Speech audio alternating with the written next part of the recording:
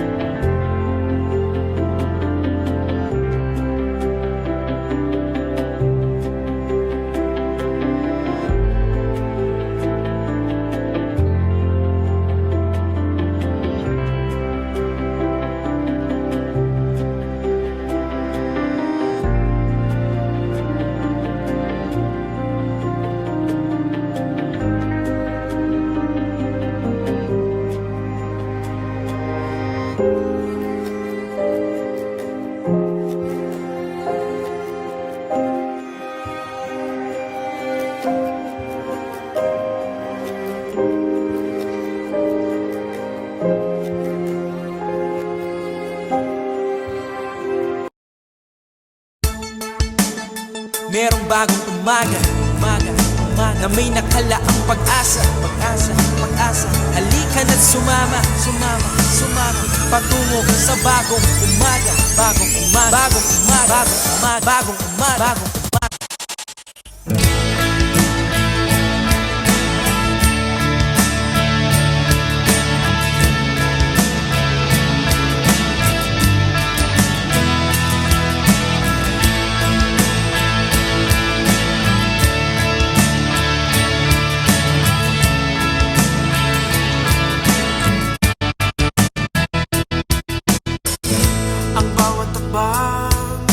Ay alis sa'yo kaibigan.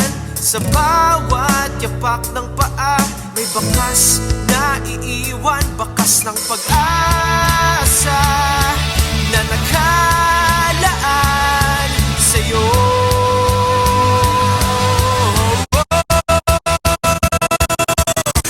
Ang buong mundo ay kalamay mo, kabayan.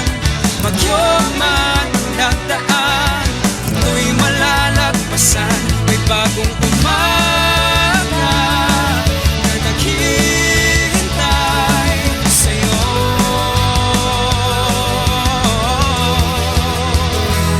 Lakad ko ay para sa'yo. Pumangon ka, kabayan ko, kapatid ko. Ang lakad ko ay sundan mo patungo sa bagong umaga.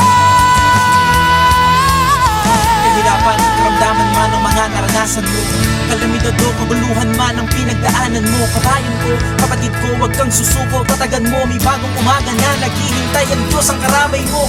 Sa bawat takbang ng mga paanan, nag-isa sa paglakad sa iisang layunin. Labanan ng kahirapan, ang lakad ko'y sundan, patungo sa bagong umagang may nakalaang mga biyaya. Magpapala sa Diyos, umasa